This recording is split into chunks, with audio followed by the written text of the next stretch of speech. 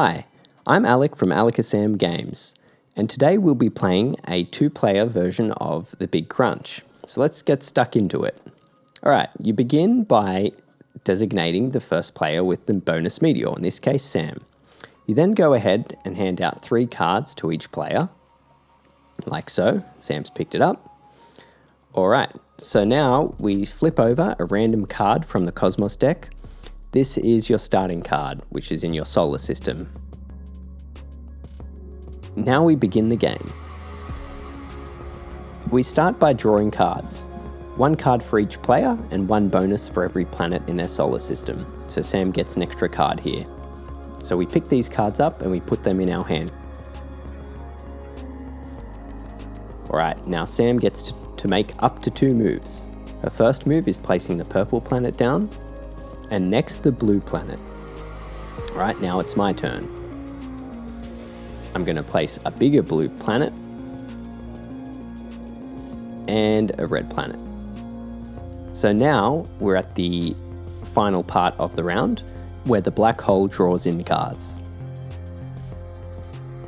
And now we count up and we see which player has the most mass in their solar system. So currently it's me, so I'm going to select this green looking planet to go in. Alright, bonus meteor gets passed along and we begin a new round. So, we start by drawing cards as before. 1 for me, 1 for Sam, and then 2 extra for each of my planets in my solar system. We pick these up and I begin.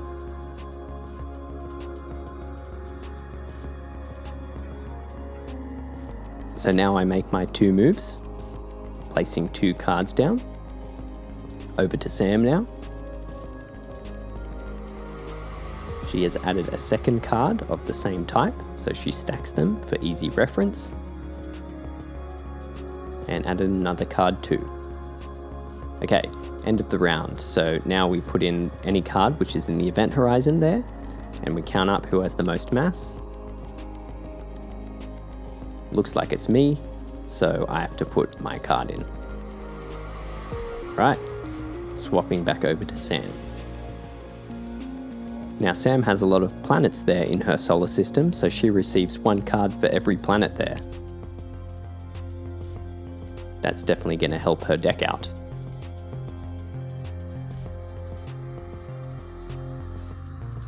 Alright, Sam chooses to place a card down and send it over to me.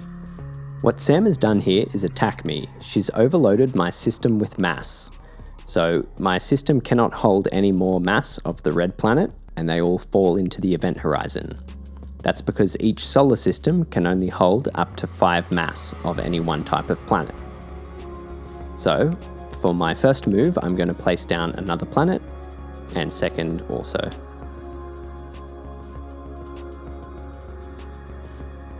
Now all these planets fall into the black hole, and we count up mass, just as before. I've selected the blue planet to be pulled towards the black hole. So there's a lot of strategy in choosing which card falls into the event horizon. The blue planet was selected for multiple reasons. Both in my hand, I have multiple blue planets, so I'm not scared of losing them.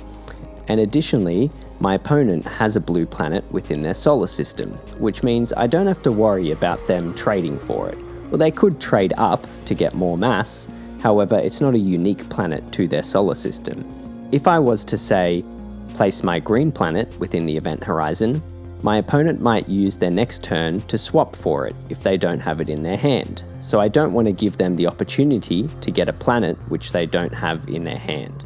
While I was yapping away, I've placed a star down in the game. So, a star's a big deal because it's worth 4 points and it takes up both moves just to place. Stars give you the advantage of holding extra mass of each type of planet within your solar system, so you are immune to simple attacks like a planet of 3 mass being thrown your way. For someone to eliminate you in that manner, you need 7 of that particular mass.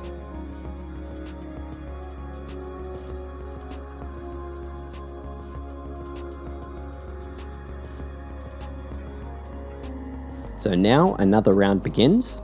Once again, Sam receives a lot of cards because she has a lot of planets. So an important thing to note is that you only have a certain amount of cards in the deck.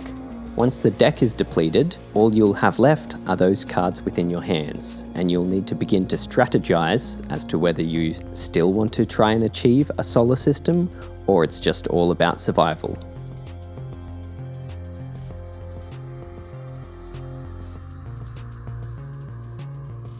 Alright, Sam uses her first move to bolster her system,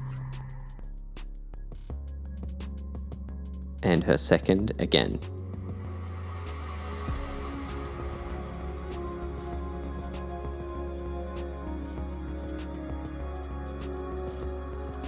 So an important thing in the big crunch is to not overmass your system. You don't want too much mass because you'll be getting a card drawn into the black hole every single round, essentially reducing your growth to one card per turn. But it's important that you don't stray too far away from the lead, because then you will have no hope of overtaking them towards the end of the game.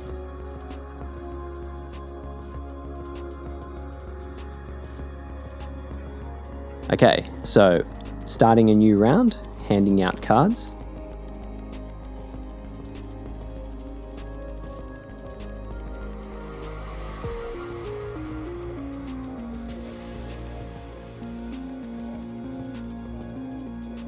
I'm going to grow my system a little bit more.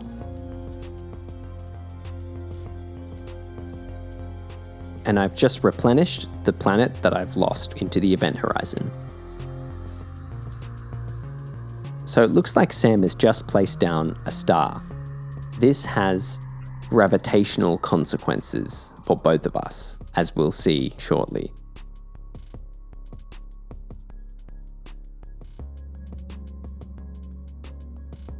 Now Sam is choosing to place her grey planet into the event horizon as a sacrifice, and now it's back to her to begin the round.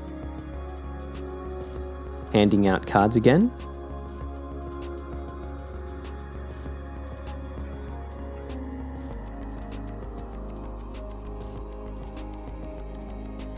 And it's Sam's move. So Sam has sent her star into my solar system, and this has caused a supernova. This explodes both stars, throwing them straight into the black hole, and causing a real mess of my solar system. Planets will explode in all 4 directions, so I need to select something to send to my left. Now I've strategically selected this planet. This causes her solar system to overload with mass. As you see, she's got 6 mass there, it cannot hold 6. They all fall straight into the event horizon. My next planet has to go into the event horizon. I've selected the green planet, and one has to go to my right.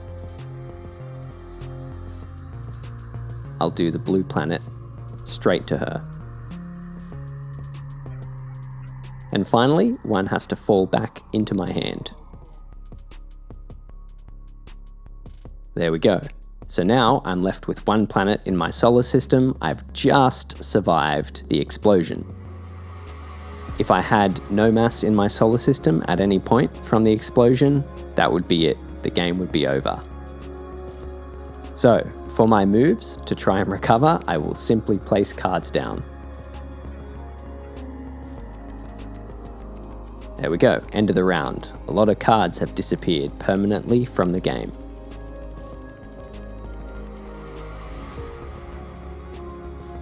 Okay, counting mass, obviously Sam has the most mass here, and that concludes the round.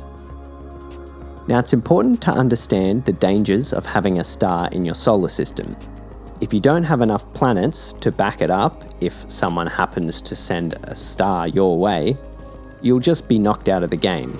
So generally, you don't see stars come out until the end game.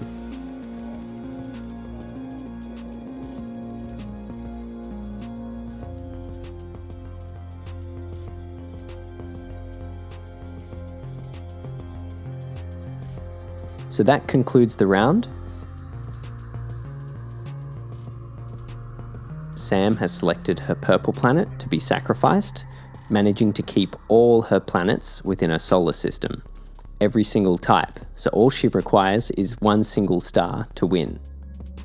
Now, because she has so many planets, she's managed to pick up a lot, as always, and this means that she's in a very good position to pick up a star. And there she goes. She's placed the star down, and that concludes the game.